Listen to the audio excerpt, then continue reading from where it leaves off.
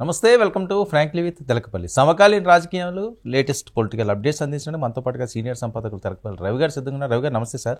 నమస్తే వర్మ సార్, అసెంబ్లీలో జగన్మోహన్ రెడ్డి గారు బాయ్కట్, మండలిలో లోకేష్ మంటలు.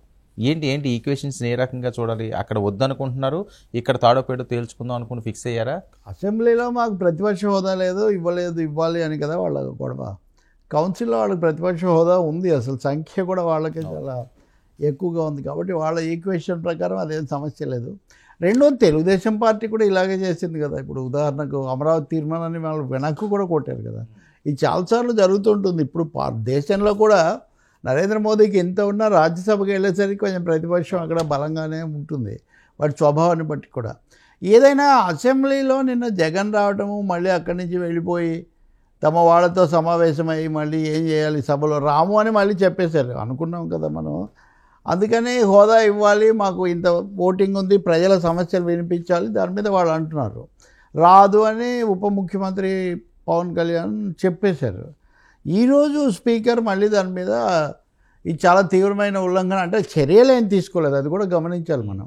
అంటే ఇంత తీవ్రంగా మాట్లాడిన స్పీకర్ కూడా హెచ్చరికలు, మందలింపులు, బాధలు వ్యక్తం చేశారే కానీ చర్య తీసుకోవడానికి ఏమీ సిద్ధపడకపోవటం, గవర్నర్ని అవమానించారు. ఒకటి, గవర్నర్ మాట్లాడుతుంటే ప్రతిపక్షం అల్లరి చేయడం, నిరసన తెలపడం, రభస్ చేయడం, వాకౌట్ చేయడం, చించేయడం, ఇవన్నీ సర్వసాధారణం. తెలుగుదేశం వాళ్ళు చేయలేదని మనం ఏం చెప్పలేం. నిన్న గవర్నర్ ప్రసంగం మీద అన్ని ప్రతిపక్షాలు తీవ్రమైన అసంతృప్తి వ్యక్తం చేసే వాస్తవంగా. అది అమ్మఒడి అయినా, లేదా అది ఇంకొక తల్లికి వందనమైనా, ఇంకొకటైనా పథకాల గురించి వల్లించారు, మళ్ళీ రికార్డు వినిపించారు తప్ప వాటికి సంబంధించిన తేదీలు ఏం చెప్పలేదు. తారీఖులు, దస్తావేజులను శ్రీశ్రీ అన్నట్టుగా ఫలానా తారీఖు నుంచి ఫలానా విధంగా ఇస్తామని ఏమీ చెప్పలేదు. అన్నిటికంటే దారుణం, అందరికీ నచ్చంది ఏంటంటే 47వ పారాగ్రాఫ్లో రైతులు కష్టాలు పడే పరిస్థితి లేదు అని ఒక వాక్యం పెట్టారు.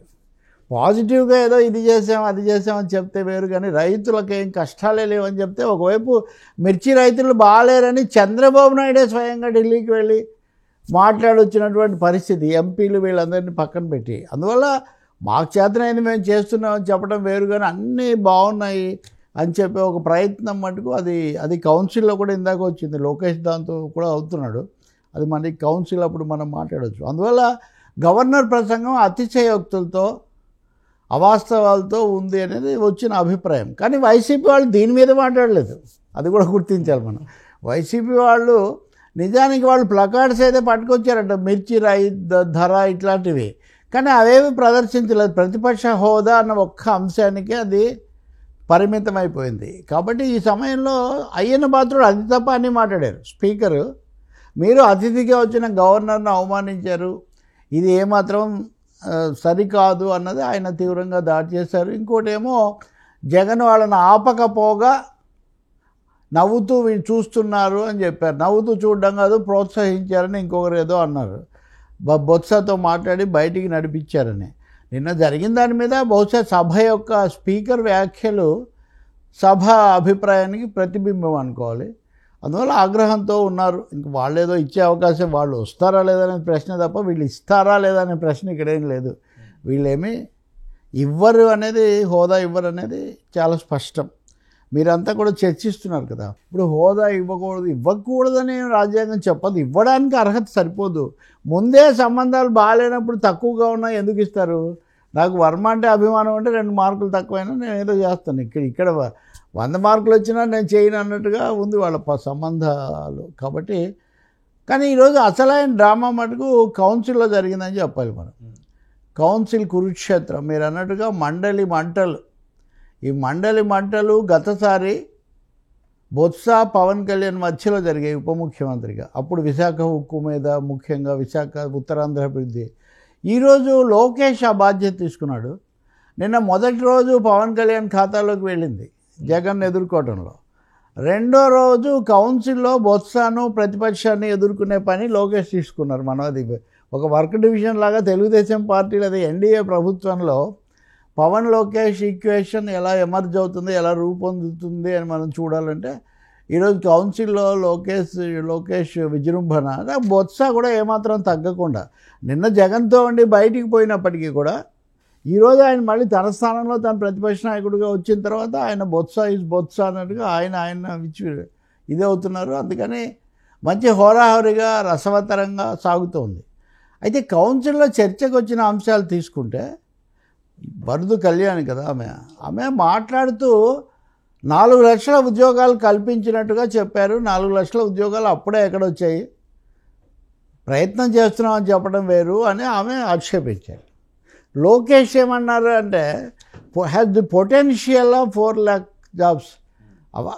అది దానికి అంత సమర్థత ఉంది, 4 లక్షలు కల్పించగలిగిన శక్తి సామర్థ్యాలు అని ఉంది అంటే తెలుగులోకి వచ్చేసరికి దాని అనువాదం ఏంటంటే 4 లక్షల ఉద్యోగ అవకాశాలు కల్పించడం జరిగింది అని ఉంది. ఇంగ్లీష్లో పొటెన్షియల్ అన్న పదానికి అర్థము అంత సామర్థ్యం కలిగి ఉండడం. ఇప్పుడు నేను మొత్తం చాలా బిగ్గరగా వచ్చే పొటెన్షియల్ నాకు ఉంది, కానీ నేను ఇప్పుడు మెల్లగానే మాట్లాడుతున్నాను.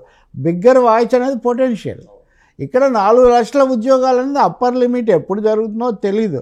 కానీ ఉద్యోగ అవకాశాలు కల్పించడం జరిగింది అనేసరికి మనం ఉపాధి ఉద్యోగ అవకాశాలు ఉద్యోగం రెండింటిని ఒకటిగానే చూస్తాం కదా. కాబట్టి ఉద్యోగాలు రాకుండానే మీరు వచ్చాయని ఎలా చెప్తారు? అలాగే రైతులకు సంబంధించిన అంశాలు ఇవన్నీ వాళ్ళు కొంచెం అధ్యయనం చేసి వచ్చి నిలదీయడం జరిగింది. ఇదే అసెంబ్లీలో కూడా చేయొచ్చు. వాళ్ళు 11 మందే ఉన్నప్పటికీ 11 మంది పర్లేదు కదా, అక్కడ మాట్లాడవచ్చు కదా. కాబట్టి దానికి సిద్ధంగా లేరు. లోకేష్ అలాగే హోంమంత్రి అనిత అడుగడుగునా వాళ్ళని ఎదుర్కొనే ప్రయత్నం కూడా చేశారు. ముఖ్యంగా తెలుగులో ఇలా ఉంది, ఇంగ్లీషు తెలుగు అంటే తెలుగు మీడియం ఇక్కడ చర్చకు వచ్చింది మళ్ళీ. ఇప్పుడు ఒకటి నిజమండి, తెలుగు మీడియం వేరు, తెలుగు భాష వేరు. తెలుగు మీడియమే ఉండకూడదు, ఇంగ్లీష్ మీడియమే ఉండాలంటే ఎవరన్నా కానీ అది పొరపాటు కాదు. ప్రభుత్వంలో దాంతో ఎవరు ఏకీభవించలేదు.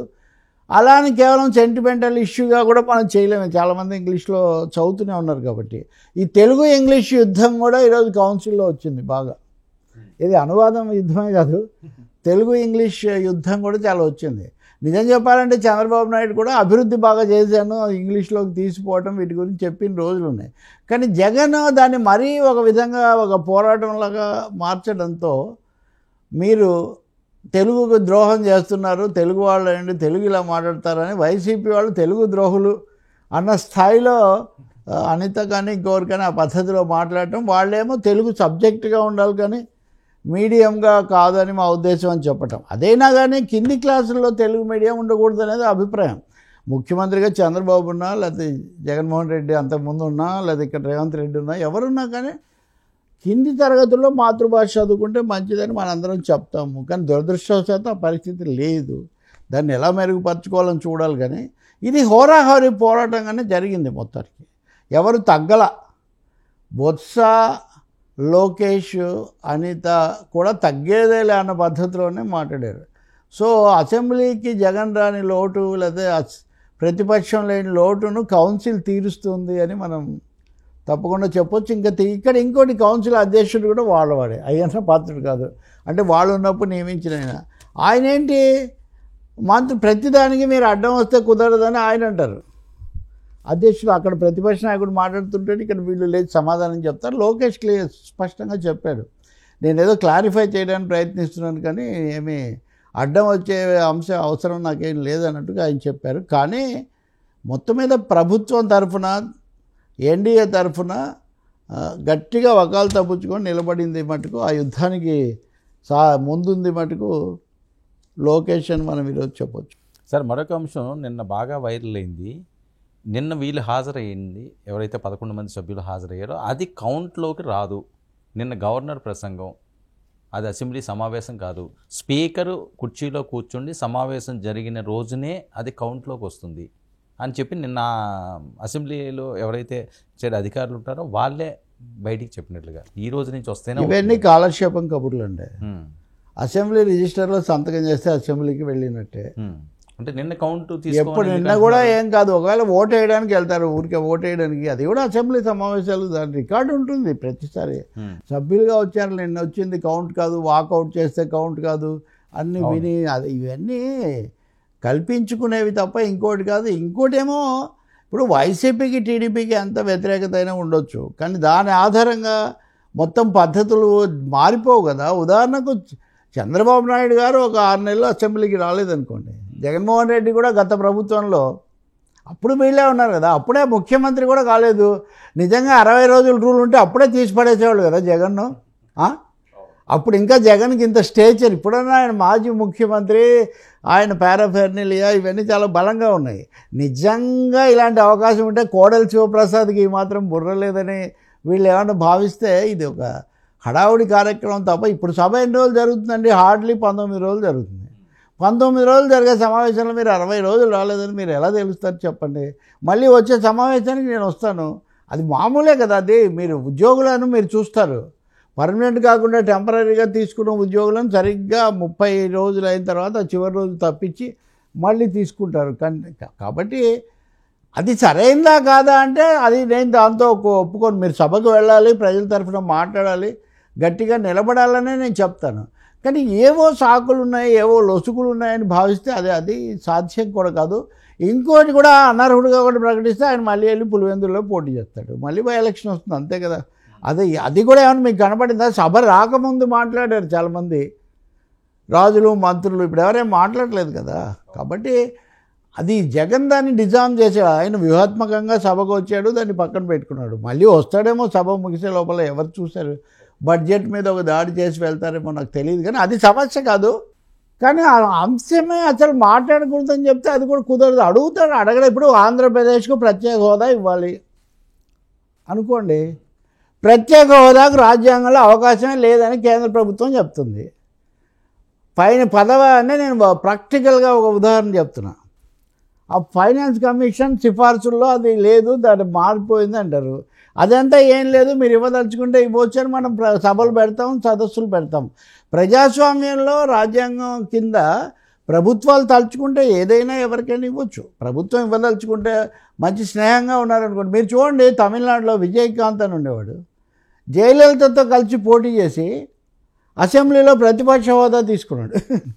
నాకు బాగా తెలుసు, 1994లో ఎన్టీఆర్ బ్రహ్మాండంగా అధికారంలోకి వచ్చినప్పుడు సిపిఎంకు 15 స్థానాలు, సిపిఐకి 19 స్థానాలు వచ్చాయి. 34 స్థానాలు ఇద్దరికి కలిస్తే.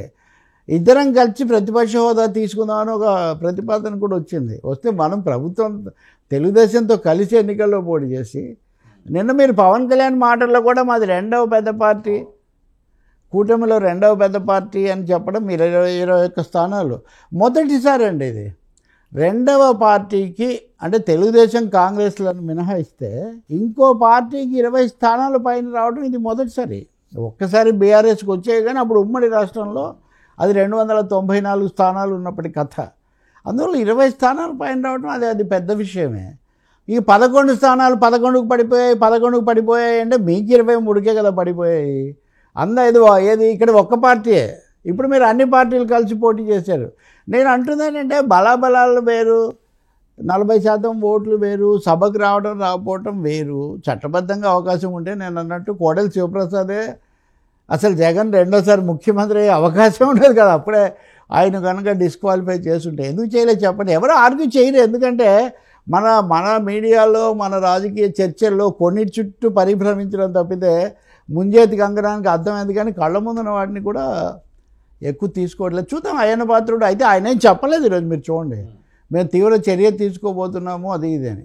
కానీ నిజానికి నిన్న మనం మాట్లాడాలి, ఈరోజు అయినా మాట్లాడాలి. 4 ఛానళ్లకు పాసులు నిరాకరించారు. ఇదే నిజానికి ప్రజాస్వామ్యంలో. అంతకుముందు చంద్రబాబు నాయుడు గారు సాక్షిని పిలవలేదు, జగన్మోహన్ రెడ్డి ఇంకో పత్రికను పిలవలేదు. ఇది సరికాదనుకున్నాం మనం. అలాగే మీరు పదే మీడియా సంస్థల పేర్లు తీసి చేయకూడదని. ఏం చేస్తారు వాళ్ళు? వచ్చి సభలోకి వచ్చి తప్పు చేస్తే సభా హక్కులు చట్టం పెట్టే హక్కు మనకు ఉంది కదా. సభా హక్కులు ఉల్లంఘన నోటీసులు సాక్షికి అయితే ఇచ్చారు. అది వేరే దానికి ఇచ్చారు. కానీ పాసులు ఇవ్వడానికి, నోటీసులు ఇవ్వడానికి అది సంబంధం లేదు కదా. ఏ పోరాటం ఆ పోరాటమే. అంటే ప్రతిపక్షానికి హోదా ఇవ్వకపోవడం సరే, మీడియాకు కూడా హోదా ఇవ్వట్లేదే ఇప్పుడు. మీడియా సంస్థలకు కూడా మీడియా కవరేజ్ హోదా కూడా ఇవ్వకపోతే ఎలా కుదురుతుందండి? నేను ఒకరి గురించి మాట్లాడలేదు, జగన్ కూడా ఇవ్వలేదు. జగన్ ప్రమాణ స్వీకారం రోజే 2 పత్రికలు వాటి పేర్లు ఎత్తారు, వాటిని అప్పుడే ఖండించాం. మీడియా ఎప్పుడు ఒకటే వైఖరితోంది, ఎవరి అభిప్రాయాలు వాళ్ళవి. తప్పు రాస్తే మీరు దాని మీద కేసు పెట్టండి. ఏమని? ఎందుకంటే సభా హక్కుల నోటీసు సభ్యులకు శిక్షణ లేకుండా తీసుకొని వచ్చారని రాశారట. నేను శిక్షణ మేము ఇచ్చాము అంటారు. ఇప్పుడు ఆ శిక్షణ చాలదో ఇంకా మరింత శిక్షణ ఇవ్వాలని మా ఉద్దేశం అని వాళ్ళు వివరణ ఇస్తారు. ఇవన్నీ రాజకీయమైన పరస్పర పోటాపోటీ కేసులకు ఉప కేసులకు పనికొస్తాయి, కానీ పరిస్థితినే పెద్ద తలకిందులేం మార్చు. దానికంటే కూడా ఇప్పుడు ఆ జీవీ రెడ్డి అఫైర్లో చెప్తున్నట్టుగా అడ్వర్టైజ్మెంట్స్ చాలా ఎక్కువగా ఇచ్చారు వాళ్ళకు, వాళ్ళ పట్ల పక్షపాతం చూపించారు అన్న ఆ కేసులో వాళ్ళు భారతిరెడ్డిని, వైఎస్ భారతిని చేయడానికి ఎక్కువ ప్రయత్నం చేస్తున్నారు. అది బహుశా ముందుకు వస్తే రావచ్చు భవిష్యత్తులో. ఏంటి సార్ అది? అదే అడ్వర్టైజ్మెంట్స్ దానివల్ల సాక్షికి అనుచిత లబ్ధి పొందారు, దానికి అప్పుడు ఆమె ఉన్నారు హెడ్గా అనే పద్ధతిలో ఆ అంశం మీద వాళ్ళు నిజానికి ఎక్కువగా హోంవర్క్ చేస్తున్నట్టుగా కనిపిస్తుంది. అది ఎప్పుడు ఏ రూపంలో వస్తుందో మనం చూడాలి. ఇంక ఇవన్నీ అంటారా, నిన్న ఒక మిత్రుడు చెప్తున్నాడు, పాత మిత్రుడు, సార్ అది వరకు మేము ఇవన్నీ చేసేవాళ్ళం, ఇప్పుడు ఎట్లాగో అక్కడ తెలుగుదేశం వచ్చాక మళ్ళీ వాళ్ళే చూసుకుంటున్నారు అసెంబ్లీ అదంతా, ఇక్కడ వీళ్ళు చూసుకుంటున్నారు, సో ఈ రెండు రాష్ట్రాల్లో కూడా 2 చోట్ల చూసుకోవడం మొదలుపెట్టాక ఇంకా మాకేం పని లేకుండా పోయిందని చాలామంది అంటున్నారు. సో ఇది మామూలు అయిపోయింది కదా, దాన్ని అస్మదేయులు తస్మదేయులు. సో అస్మదేయుల జాబితా ఒకటి చూడాలి. మరి ఇంకా రఘురామకృష్ణరాజు ఉపసభాపతి హోదాలో చేసినటువంటి హెచ్చరికలు అవన్నీ మరి ఏమైనా అమల్లోకి తీసుకొస్తారా, అది అయ్యన్న పాత్రుడి ద్వారా? ఆయన మాటల్లో సంకేతాలు లేవు. సార్ మరొక అంశం, 11 మంది 11 నిమిషాలు జగన్పై షర్మిల గారు సెటైర్లు అన్న టార్గెట్గా చెల్లెలు మాట్లాడుతున్న వ్యాఖ్యలు, జనాలు చీకొడుతున్నా జగన్ తీరు మారలేదంటూ ఆవిడ విమర్శలు, అదో ట్వీట్ కూడా వేశారు. ఏంటి సార్ షర్మిల గారు? ఇప్పుడు ఎలా ఉంటుందంటే శ్రీశ్రీ ఒక మాట అంటాడులే, తెలుగుదేశంలో ఒకరినొకరు, తెలుగుదేశం అంటే తెలుగు జాతి, ఒకరినొకరు బతకనీరు, బేలెడంతోడు బారెడంతోడిని చూసి మూరెడంతోడు ఉన్నాడులే ఓయ్ అంటాడంట. వీడు వేలేడంతే, కానీ బారెడంత ఉన్నాడు చూసి మూరెడంతోడు ఉన్నాడులే అంటాడంట. మూరెడంత బారెడంత అన్నట్టుగా. అట్లాగే షర్మిలకి ఇప్పుడు ఏమున్నాయండి, షర్మిల చేసిన ప్రయత్నంలో ఆమెకి ఎన్ని స్థానాలు వచ్చాయి, ఆమె ఎంత ప్రభావం చూపించింది నాకు తెలియదు. రెండవది, జగను చంద్రబాబు లేకపోతే వైసీపీ టీడీపీ ఒకరినొకరు అనుకున్నాయంటే పర్వాలేదు, కానీ కాంగ్రెస్ పార్టీ ప్రతిపక్షంలో ఉండి వాళ్ళు ఎందుకు ఈ విషయంలో అంతగా సంతోషించాలో నాకు తెలియదు. హక్కు ఆమెకు ఉన్నమాట నిజం. అన్నా చెల్లెళ్ళ పంచాయతీ అంటే అది వేరే విషయం, ఆస్తి తగాదా అంటే అది వేరే విషయం. రాజకీయంగా చూస్తే అన్ని ప్రతిపక్షాలు, గవర్నర్ ప్రసంగం, ఎన్డీఏ ప్రభుత్వం ఉంది, పైగా ఇక్కడ ఉంది ఎన్డీఏ ప్రభుత్వం, కాంగ్రెస్కు బద్ధశత్రువు అయినటువంటి ఎన్డీఏ ప్రభుత్వం ఇక్కడ ఉంటే జాతీయ స్థాయిలో ఆమె ఇక్కడ మటుకు అన్నా చెల్లెల కోణంలోనే చూస్తానంటే ఆమె ఇష్టం. కానీ ఓకే, తప్పకుండా 11 మంది 11 నిమిషాలు 11 సెకండ్లు లేకపోతే ఎన్ని 11లన్నా కలపచ్చు. నేను ఇంకొక 11 కలుపుతా, ఏకాదశి అంటారు, 10+1, అది పెద్ద సమస్య కాదు. కానీ దాన్నే టీడీపీ మీడియాలో కూడా దాన్ని బాగానే ట్రోల్ చేస్తున్నారు. ఇప్పుడు అదే జగన్ ఇంతకుముందు దేవుడి స్క్రిప్ట్ అనేవాళ్ళు కదా, చంద్రబాబుకి 23కి వచ్చినా జగన్కు 11 వచ్చినా ఇది ప్రజల స్క్రిప్ట్, ఇది రాజకీయ స్క్రిప్ట్, ఇది దీంట్లో దేవుడి ప్రమేయం ఏమి లేదు. దేవుడే వీళ్ళతో చెప్పించాడని ఎవరన్నా అనుకుంటే అది వేరే విషయం కాదు. ఇక్కడ ఇది షర్మిల తన స్క్రిప్ట్ కోసం ఉపయోగించుకుంటున్నట్టున్నారు. లెట్ షీ హ్యావ్, ఆమె తప్పకుండా ఆమె ట్వీట్లు అవన్నీ ఉండొచ్చు. కానీ బట్ కాంగ్రెస్ ఏం చేస్తుంది, కాంగ్రెస్కి ఏమైనా పునరుద్ధరణ వస్తుందా? కాంగ్రెస్లో ఆమెను ఆశీర్వదించిన అయ్యన్న పాత్రుడు ఆయన రఘువీరారెడ్డి లాంటి వాళ్ళు లేకపోతే అటు ఎందుకు వెళ్తున్నారు, శైలజానాథ్ అటు ఎందుకు వెళ్తున్నారు? టీడీపీ వైసీపీ యుద్ధంలో జగన్ దెబ్బతిని ఉండొచ్చు, ఎన్నికల్లో ఓట్లు తెచ్చుకున్నాడు. కానీ కాంగ్రెస్ వైసీపీ యుద్ధంలో మటుకు కాంగ్రెస్ అధ్యక్షురాలుగా ఆమె కొంచెం వెనకబడుతున్నారు. ఆ విషయం చూసుకోవడం మటుకు చాలా మంచిది. ఒక వ్యూహం ఏంటి, సరైన వ్యూహం జాతీయ స్థాయిలో కానీ రాష్ట్ర స్థాయిలో కానీ అన్నది కూడా ఆలోచించాలి.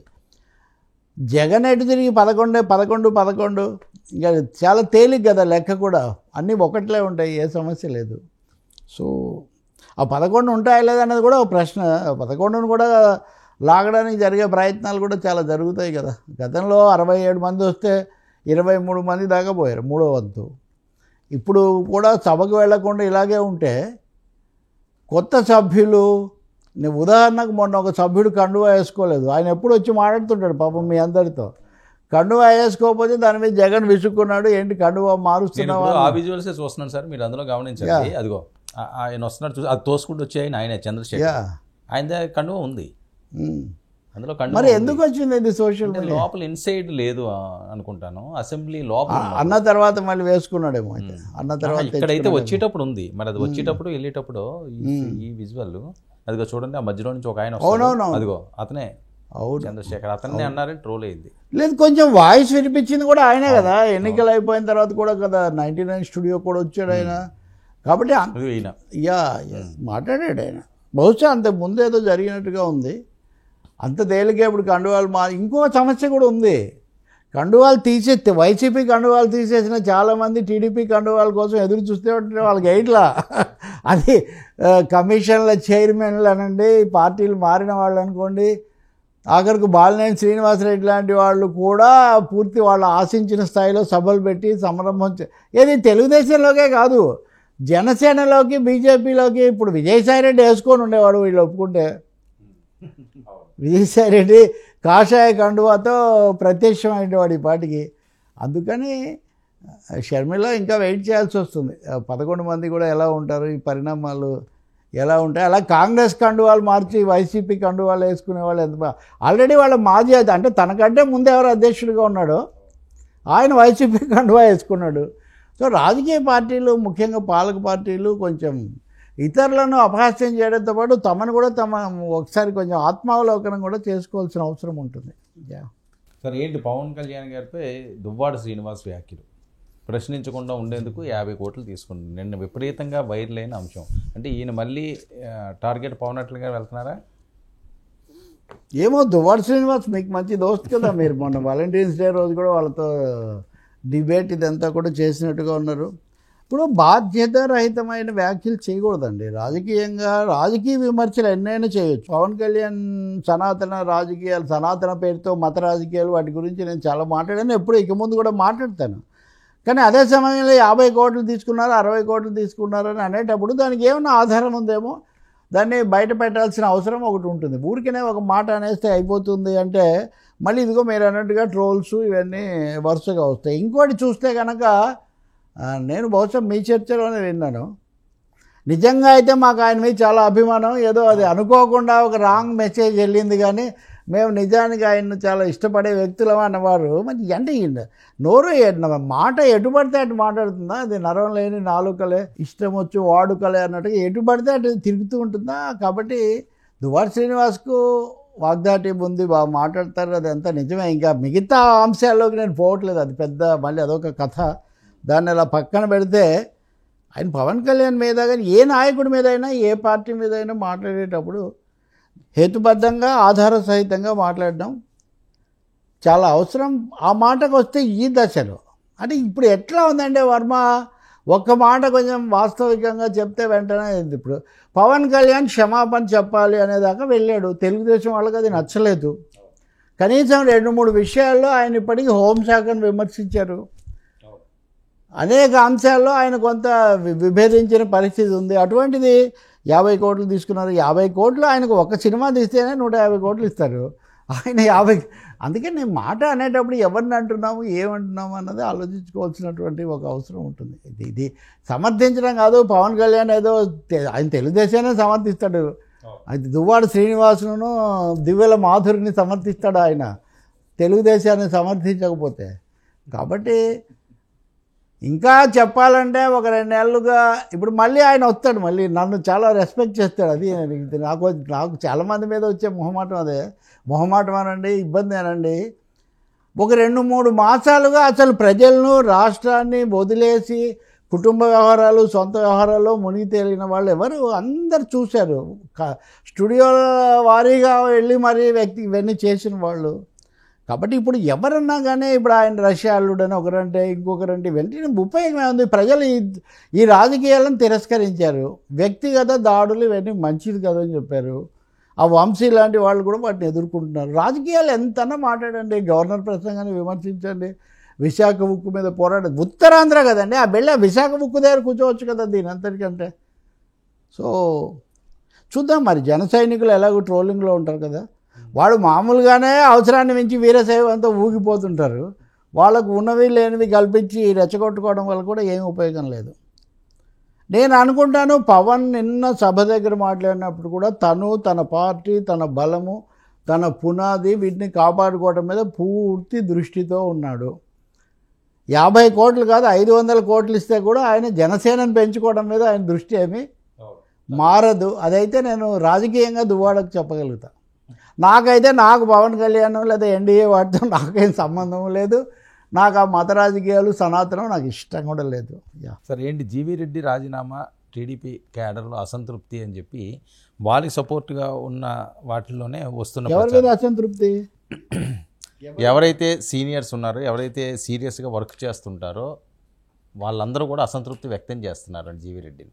అంటే పార్టీ కోసం కష్టపడే వాళ్ళకి ఈ రకంగా ఇబ్బందులు పెడితే ఇబ్బంది అని. సరే, కష్టపడే వాళ్ళు ఏం చేస్తారు సార్ వీళ్ళు? నాకు చిన్న డౌట్ చెప్పండి కొంచెం. నేను 30 ఏళ్ళ నుంచి లేదా ఏదో అంతకుముందు ప్రింట్ మీడియా పక్కన పెడితే టీవీలో వచ్చినప్పటి నుంచి నేను ముఖ్యంగానే ఉన్నాను. కష్టపడి కామెంట్స్ పెట్టాము, కష్టపడి ట్రోల్స్ చేసాము, కష్టపడి వాదిచ్చాము. ఇవన్నీ చేయడమేనా కష్టపడడం అంటే? ఒక పార్టీని 40 ఏళ్ళు నిలబెట్టుకోవడానికి 3 సార్లు 4 సార్లు ఓడిపోయినా మళ్ళీ అధికారంలోకి రావడానికి రాజకీయంగా పడే కష్టం వేరే ఉంటుందండి. అలాగే సామాజిక ఆర్థిక శక్తులు లేదా కార్పొరేట్ శక్తులు, రకరకాల వాళ్ళు, లేదా కొన్ని రోజులు ఎన్డీఏ, కొన్ని రోజులు వీటి మధ్యలో జంజాటం, వీటన్నిటికీ నిజంగా చంద్రబాబు లేదా ఆయన వెనక లోకేషో లేదా ఆయన వాళ్ళ సైన్యమో చాలా కష్టపడుతుంది. ఇప్పుడు సరిగ్గా 2 ఏళ్ల కిందటి వరకు వేరే పార్టీలో ఉండి 2 ఏళ్ల ముందు ఇదే ఇలాగే కూర్చున్నప్పుడు మాతో చాలామంది యాంకర్లు మారుతుంటారు, లేదా పార్టీల వాళ్ళు ముఖ్యంగా మారుతూ ఉంటారు. కొన్నిసార్లు కన్ఫ్యూజ్ కూడా అవుతుంటారు వాళ్ళు ఏ పార్టీ నుంచి ఇదయ్యారు అన్న పద్ధతిలో. ఆయన వచ్చాడు, ఓకే, వాగ్దాటి ఉంది, మంచివాడు, తెలుగుదేశం మంచిది అనుకున్నాడు, కండువా వేసుకున్నారు, వెళ్ళి చేశారు. నిజానికి చాలామంది తెలుగుదేశం వాళ్ళకి వచ్చిన దానికంటే జీవీ రెడ్డికి మంచి పదవి తొందరగా వచ్చింది. పదవి రానందుకు ఆయన బహిరంగంగా కూడా అసంతృప్తి వెలిబుచ్చాడు. ఆ స్థాయిలో ఎవరు అసంతృప్తి వెలిబుచ్చాలా?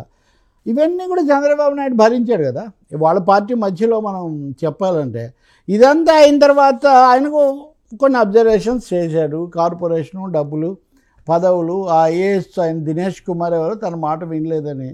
సరే, నేను మాట చెప్తా. కార్పొరేషన్ అన్నింటిలో ఈ సమస్య ఉంటుందండి. చైర్మన్ అనేది పొలిటికల్ అపాయింట్మెంట్, ఎండి లేదా మేనేజర్ రకరకాల పేర్లతో ఉంటుంది. అది అడ్మినిస్ట్రేటివ్ పార్ట్. అది ఇప్పుడు నేను వెంటనే వర్మ నువ్వు విషయం మాట్లాడని నువ్వు మాట్లాడలేవు. ఇది నీకు కొన్ని రూల్స్ ఉంటాయి, నీకు ఆ క్లిప్పింగ్ కావాలి, నువ్వు మీ స్టూడియో మీ పీసీఆర్కు నువ్వు చెప్పాలి, అంతే కదా. ఒక ఐఏఎస్ అధికారి నేను 300 మందిని తీసాను మీరు తీసేయండి అంటే దాన్ని ఒక ఫార్మాట్లో పెట్టడానికి ఆయనకి ఏదో ఫామ్ ఉంటుంది. లేదా ఆయనకు కొన్ని లేదా జీవీ రెడ్డి ఆరోపిస్తున్నట్టుగా ఆయన వైసీపీతో కుమ్మక్కు అయ్యారు అనుకుంటే దాన్ని నిరూపించడానికి ఆధారాలు చంద్రబాబుకి ఇస్తే చంద్రబాబు లేదు వైసీపీ కుమ్మక్కు అయిన అధికారిని కూడా ఇక్కడే పెట్టు అని ఏం చెప్పడు కదా. అంటే ప్రాసెస్ ఉంటుంది ప్రతిదానికి, ప్రక్రియ. నా ఉద్దేశంలో జీవీ రెడ్డి నాకు బాగా తెలుసు, ఉండడం కూడా ఇక్కడే ఉంటాడు మా అన్నయ్య వాళ్ళ దాంట్లోనే. అప్పుడు చేరినప్పుడు కూడా నాకు తెలుసు. నేను అనేది ఏంటంటే ఆయన పార్టీ మారి పదవి రాకముందు కానీ వచ్చిన తర్వాత తన ఇది చూపించడంలో కానీ హుషారు ఓకే, కానీ కొంచెం మిస్ఫైర్ అయిందేమో అని నేను అనుకుంటున్నాను. కొంచెం తొందరపాటు, కొంచెం తడబాటు, వేగంగా ఫలితాలు చూపించాలనే తాపత్రయం ఇవి కొంచెం బెడిచికొట్టాయేమో అని నేను అనుకుంటున్నాను. దినేష్ కుమార్ను చంద్రబాబు ఎలాగో పక్కన పెట్టారు కాబట్టి ఇంకా సమస్య ఏం లేదు. కానీ ఇదే పద్ధతిలో అందరు ఐఏఎస్ల మీద కనుక ఐఏఎస్లు ఐపీఎస్ల దగ్గర ఇలాంటి ఇంప్రెషన్ తెచ్చుకుంటే అది ఏ ప్రభుత్వం పనిచేయలేదు. చంద్రబాబు ఒక విషయం చాలా స్పష్టంగా చెప్పాడు, వాడిని తీసేయి, వీడిని తీసేయి, అతను పనికిరాడు, ఇతను ఏజెంటు, అతను ద్రోహి, వీడు ఎవడు మిగులుతాడు? అందరికీ నచ్చరు కదా. అంతే కదా, అందరికీ నచ్చనక్కర్లేదు, అందరినీ ఉన్న ఫలాన్ని తీసేయక్కర్లేదు. సర్దుబాట్లు అనేవి పునర్వ్యవస్థీకరణ ఏ ప్రభుత్వం మారినా, ఆ ప్రభుత్వం మారి అందరినీ తీసేశారా? నాకు ఒక 20 మంది తెలుసు, 3 ప్రభుత్వాల్లో కీలక వ్యక్తులు వాళ్ళే. మొన్న ఎవరో ఇంగ్లీష్లో వ్యాసం రాశారు, ఎర్రకోట మీద జెండా ఎగరేసేవాడు మారాడు కానీ ముందు వరుసలో కూర్చున్న వాళ్ళు చాలామంది అలాగే ఉన్నారు అని. కాబట్టి జీవీ రెడ్డి కూడా అలా వచ్చిన వారే కదా, జీవీ రెడ్డి గారు కూడా అలా వచ్చిన వారే. జీవీ రెడ్డి నేను తప్పు పట్టట్లేదు, ఇంతవరకు నేను ఆయన ఏమీ అనలేదు. కానీ ఈ అసహనంతో వేగంతో ఏదో జరిగిపోవాలి అనుకుంటే పని చేసేవాళ్ళు అంత తొందరపడరు. దాన్ని పద్ధతి ప్రకారం చేయాలి, దొరకకుండా చేయాలి. వాళ్ళకే కేసు కూడా ఉంది చంద్రబాబు మీద, హరిప్రసాద్ గతంలో అవన్నీ ఉన్నాయి సమస్యలు. ఇంకా రెండోది మీరు అన్న మద్దతుదారులు. సార్, ఈ వీరశైవులు లేకపోతే వీర మహా హరివీర భయంకర అభిమానులు వీళ్ళని నమ్ముకొని రాజకీయాలు నడవు సార్. రాజకీయాలు అధికారులు, అమాత్యులు, పార్టీ శ్రేణులు, దాన్ని నిర్వహించేటటువంటి కార్యాలయం యంత్రాంగం వీళ్ళ ద్వారా నడుస్తాయి. వ్యక్తులు వస్తుంటారు, మారుతుంటారు. ఎవరు ఆ విధంగా చూస్తే నాకు తెలుసు, నేను రామారావు గారికి వీరాంజనేయ భక్తుని అని చెప్పినటువంటి నల్లపరెడ్డి శ్రీనివాసరెడ్డి రామారావు గారిని ఎన్ని తిప్పలు పెట్టాడో, ప్రతి ఊరూరా తిరిగి మీటింగులు పెట్టాడు. మీరు అలా ఒక అరడజన్ క్యారెక్టర్స్ చూడొచ్చు. ఇప్పుడు మీరు అలా చూస్తే ఎవరు ఎక్కువ తిట్టారో వాళ్ళు ఎక్కువ పొగడ్డం కూడా చూస్తున్నాం. మహిళలు, దళితులు రకరకాల పేర్లతో చెప్తుంటారు. ఆ రోజు ఏం మాట్లాడారు అసలు ఆశ్చర్యం వేస్తుంటుంది. ఒక నాయకురాలు ఉంది వాస్తవంగా ఒకసారి స్టూడియోలో ఇలాగే, మీరు ఎప్పుడు మమ్మల్ని వ్యతిరేకిస్తారేం సార్, ఆ పార్టీలో ఉన్నప్పుడు కూడా మనం వినలేదు, ఈ పార్టీలో ఉన్నప్పుడు కూడా వినలేదంటే సత్యం ఒకటే ఉంటుంది కదా, రాజకీయం డైనమిక్స్ ఒకటే ఉంటాయి. జీవీ రెడ్డి రాజీనామాలో తొందరపడ్డాడు అనే అభిప్రాయం ఆ పార్టీలో చాలామంది పార్టీ వాళ్ళకు ఉంది. మీరు చెప్పిన వీరశైవులకు వీళ్ళకైతే కాదు, చాలా బ్రహ్మాండంగా చేశాడు. మరి అంత భక్తుడు ఉంటే ఆయన ముందే ఇటు ఉండేవాడు కదా. పైగా ఇంకోటి, ఇది శాశ్వతం అని కూడా మనం ఏం చెప్పలేం. ఆయన తదుపరి ఏం చేస్తారు, మళ్ళీ వీళ్ళు బుజ్జగించి నిలబెట్టుకుంటారా? ఎందుకంటే అంతకుముందు పదవి ఇవ్వలేదని అడిగాడు, స్టూడియోలో కూడా మాట్లాడాడు. అయినా కానీ రాజీనామాను ఆమోదించారట. ఇప్పుడు ఆమోదించారు నేను చెప్తుంది. ఏమో ఆమోదించాక కూడా నేను మళ్ళీ వెళ్ళి వర్మ కాదు తర్వాత చూసుకుందాం ప్రస్తుతానికంటే ఆగొచ్చు కదా. కాబట్టి అది జరగకపోవచ్చు. ఇంకా తదుపరి అడుగు వేరే పార్టీ మీద వేస్తారని కూడా కొన్ని సోషల్ మీడియా పోస్టులు. వ్యక్తిగత అంశాలు మనం చూడలేం. కానీ నేను చెప్తుంది ఏంటంటే, ఈ డిజిటల్ కార్పొరేషను లేకపోతే అదేది ఫైబర్ నెట్ ఇట్లాంటి వాటిని ఖర్చు పెట్టారు కాబట్టి రెండు ప్రభుత్వాల్లో సద్వినియోగం ఎలా చేయాలో అది ఆలోచించండి. కేసులు, తప్పులు, దుర్వినియోగాలు పక్కదోవ పట్టిన ఉంటే వాటి మీద మీరు చర్య తీసుకోండి, ఏమాత్రం ఇబ్బంది లేదు. బట్ జీవీ రెడ్డి రాజీనామాతో తెలుగుదేశం ఏదో తలకిందులైపోతుందని నేనేమనుకోను. విజయసాయిరెడ్డి పోతే వైసీపీనే కాలేదు, ఆ పార్టీలో ప్రధాన కార్యదర్శి A2, కేసుల్లో కూడా A2, ఆయన పోతేనే ఏం కాలేదు. కాబట్టి తొందరపడకుండా ఉంటే మంచిదేని మటుకు మిగిలిన తెలుగుదేశం యువ నాయకులకు చెప్పొచ్చు. తొందరపడితే రాజకీయాల మీద పడండి, మిర్చి రైతుల కోసం పడండి, అమరావతి నిధుల కోసం పడండి, విశాఖ ఉక్కు కోసం పడండి. కానీ తొందరపడిపోయి పదవుల మీద పడిపోవడం, అధికారుల మీద పడడం అంటే, మేము ఒక జాబితా ఇస్తాము లిస్టు, ఈ లిస్టు మీద మీరు వెంటనే వీళ్ళందరికీ ఉరిశిక్ష వేయండి అంటే ప్రపంచంలో ఎవరు వేయలేరు సార్, ఎవరు వేయలేరు. ఈరోజు హైకోర్టు శ్రీరెడ్డికి అరెస్ట్ చేయొద్దని చెప్తుంది, కోర్టులో వచ్చింది కాబట్టి చెప్తున్నాను, లేకపోతే నేను ఇలాంటి విషయాల్లో కూడా పెద్దగా వెళ్ళను. కాబట్టి జీవీ రెడ్డి కొంచెం ఎందుకో తొందరపడే ఒక కోయిల ముందే కూసింది అన్నట్టుగా కొంచెం హడావుడి పడినట్టే కనిపిస్తుంది. ఇది మిగతా వాళ్ళకో గుణపాఠంగా ఉంటుంది. చంద్రబాబు టుక్ ఏ ఫార్మ్ డెసిషన్, ఆయన అధికారిని తీసేశారు, ఈయన రాజీనామాని కూడా ఆమోదించారు. సో రెండిటికి ఆయన తగిన ఇది ఇచ్చాడు. సరే, ఏంటి వల్లభనేని వంశీ ఉక్కిరి బిక్కిరి, కస్టడీ, పీటీ వారెంటు, సిట్ దర్యాప్తు, నెక్స్ట్ మరొకరికి ఓరట్లు వస్తున్నాయి. ఒక పక్క జోగి రమేష్, దేవినేని అవినాష్, వీళ్ళందరికీ కూడా సుప్రీంకోర్టు మళ్ళీ పొడిగించిందట బెయిల్కి సంబంధించి. ఊరట అంటే కేసు పూర్తిగా విచారించకుండా మీరు అరెస్ట్ చేయకండి అని ఊరట. అది సామాన్యంగా అలా ఇస్తారు, ఇది ఎక్స్టెండ్ చేసిందట మళ్ళీ. అందుకనే వీళ్ళు మళ్ళీ కేసులు చేస్తూ ఉంటే దాన్ని ఎక్స్టెండ్ చేస్తారు. రేపొద్దున కోర్టు పోలీసులు ప్రూవ్ చేసి ఆధారాలతో పెడితే అరెస్ట్ చేయొచ్చు. అరెస్ట్ చేసినా కొద్ది రోజులు ఉంచుతారు, ఏమీ శాశ్వత యావజ్జీవ శిక్షలు ఏమి ఉన్న ఫలాన్ని పడవు. కానీ వంశీ మీద వచ్చిన ఆరోపణలు, వంశీ చేసిన వివాదాస్పద వ్యాఖ్యలు, చర్యలు, వీటి రీత్యా ఇలా జరగడం అనివార్యం. అన్నింటినీ మించి ఆ సత్యవర్ధన్ అనే అతని కిడ్నాప్ ఆరోపణ ఆధారం చేసుకొని అతని మీద SC/ST కేసు పెట్టారు. కాబట్టి ఇప్పుడు 11 రోజులు రిమాండ్ విధించింది SC/ST కేసు న్యాయస్థానం. రెండవది ఆ భూమి ఏదో దానికి సంబంధించిన కేసులో వీళ్ళు పీటీ వారెంట్ అడిగారు కాబట్టి అది కూడా ఒకటి. సో ఇప్పుడు 3-4 కేసులు ఆయన చుట్టుముట్టి ఉన్నాయి. వంశీకి కూడా వనరులు పుష్కలంగా ఉన్నాయి, ఆయన న్యాయవాదులు పెట్టుకొని వాటిని ఎదుర్కోగలుగుతాడు. కానీ బట్ పోలీసులు కానీ ప్రభుత్వం కానీ చాలా కఠినంగా తీవ్రంగా ఉండడం అనివార్యంగా కనిపిస్తుంది. కోర్టులు కూడా పోలీసుల వాదంతో ఏకీభవిస్తున్నాయి. కాబట్టి అంతకంతకు ఆయనకి ఎక్స్టెన్షన్ ఒక్కటే, ఆయనకు కావాల్సిన కొన్ని సదుపాయాలు ఆరోగ్యరీత్యా అక్కడ అవి కల్పించమని మటుకు కోర్టు అది కూడా చెప్పింది. దాన్ని బట్టి చూస్తే మనం కోర్టు అనేది వాస్తవికంగా వాళ్ళు చెప్పగలిగింది చెప్తున్నారని అనిపిస్తుంది. మీరు కానీ ఒకటైతే గతంలో లాగా మీడియాలో సోషల్ మీడియాలో అయిపోయింది ఎరగదీశారు అట్లాంటివి కొంచెం తగ్గుతున్నాయి ఇప్పుడు. ఎందుకంటే కోర్టులు ఒక విధమైన విచక్షణాయుతమైన తీర్పులు ఇవ్వటం వల్ల. కానీ చేసినవే పొరపాట్లు తీవ్రమైనవి కాబట్టి, తప్పులు మాట్లాడినవి ఇవన్నీ తప్పులు కాబట్టి తప్పకుండా దానికి వంశీ మూల్యం చెల్లిస్తున్నారు అనుకోవాలి. ఎప్పుడు బయటికి వస్తూ రావడానికి కొంత సమయం పట్టచ్చు, కొన్ని వారాలు 2-3 వారాలు గ్యారంటీకి పడుతుంది. ఇంకా తర్వాత పై కోర్టుకి వెళ్తారా అంటే హైకోర్టు డోర్ క్లోజ్ చేస్తే కానీ సుప్రీంకోర్టుకి వెళ్ళారు. అది ఇంకా జరగలేదు కదా. పైగా SC/ST న్యాయస్థానం మళ్ళీ అది వేరు. కాబట్టి వంశీకి చాలా కాలమే ఈ సమస్య ఉండే అవకాశం ఉంది. సార్ మరొక అంశం, జమిలీ ఎన్నికలకు సిద్ధం కావాలని నిన్న జగన్మోహన్ రెడ్డి గారు దిశానిర్దేశం చేశారట.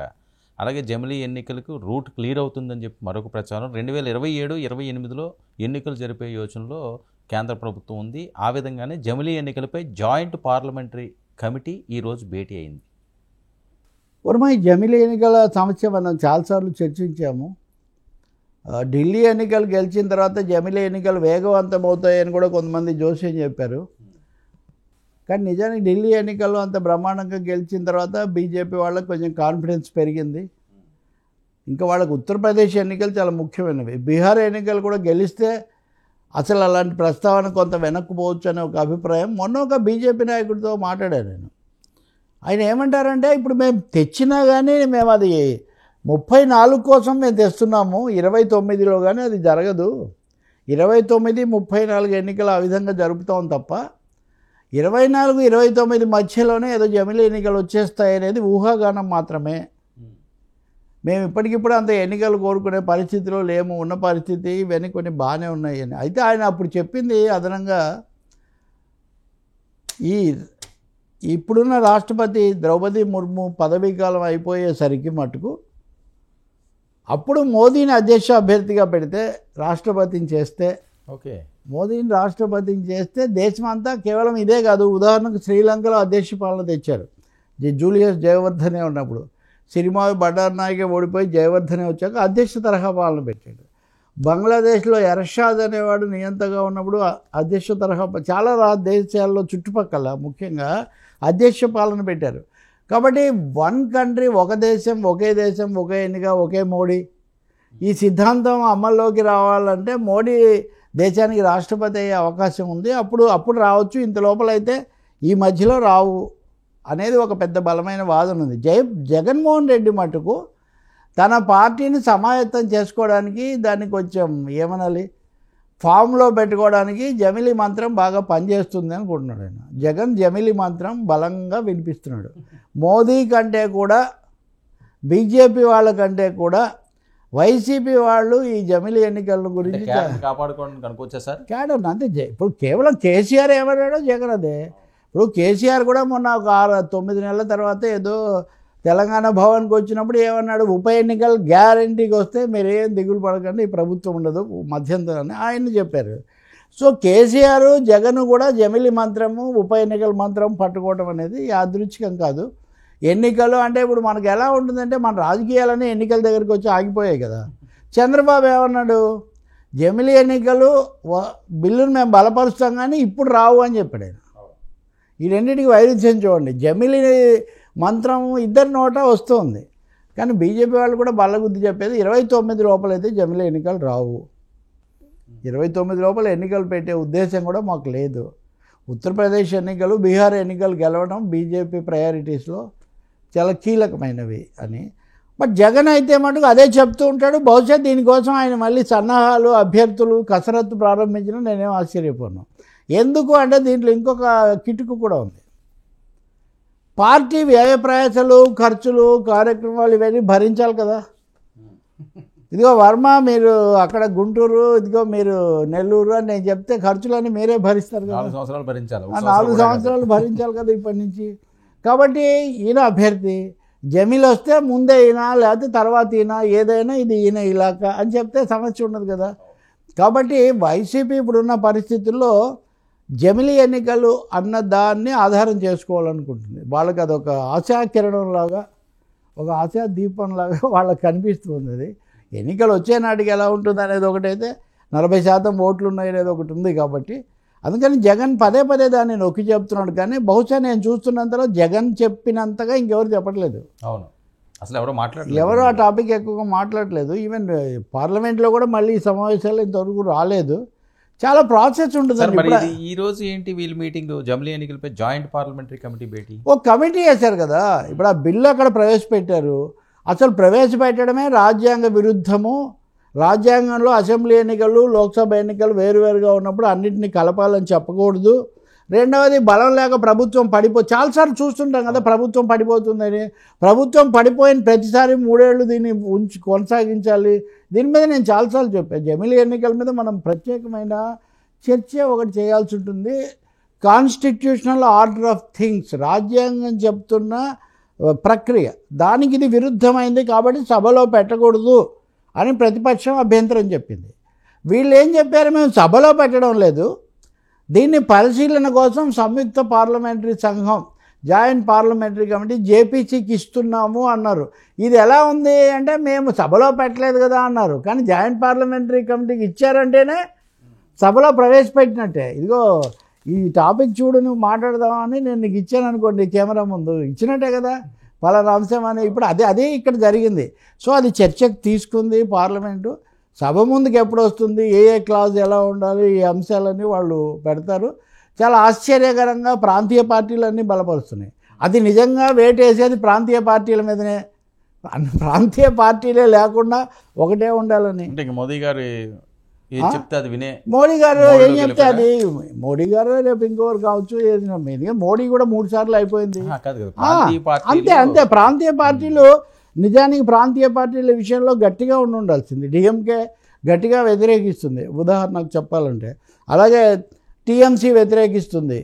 అక్కడ నేషనల్ కాన్ఫరెన్స్ వాళ్ళు ఉన్నారు, కమ్యూనిస్టులు ఎలాగో వ్యతిరేకిస్తున్నారు. కానీ తెలుగు రాష్ట్రాల్లో పార్టీలు మటుకు చాలా విచిత్రంగా, ఇక్కడ Telugu Desam party, BRS party, YCP, Janasena అందరూ మద్దతే. అంటే ఇక్కడ ఒక విషయం కదా సార్, తెలుగు రాష్ట్రాల అంశానికి వస్తే బీఆర్ఎస్ ఓడిపోయింది, పశ్చిమాలకి ఎన్నికలు కావాలి, అవును, వైఎస్ఆర్సీపీ జగన్మోహన్ రెడ్డి కావాలి, మోదీ గారితో వీళ్ళు ఉన్నారు కాబట్టి కాదని అది సమస్య. కాబట్టి వాళ్ళు దీన్ని అంటున్నారు. కానీ చాలా విచిత్రంగా, అందుకే జగన్ ఎక్కువ చెప్తున్నారు. అంత తొందరగా ఎన్నికలు వస్తాయా అన్నదైతే సందేహమే. జమిలీ ఏమీ మస్ట్ కాదు, కానీ జగన్ మంత్రం అడుగు జమిలీ మంత్రం అని మీరు తప్పకుండా తీసుకోవచ్చు. ఈ మంత్రం ఆయన పాడుతూ ఉంటాడు. ఇంకా దీనికేమీ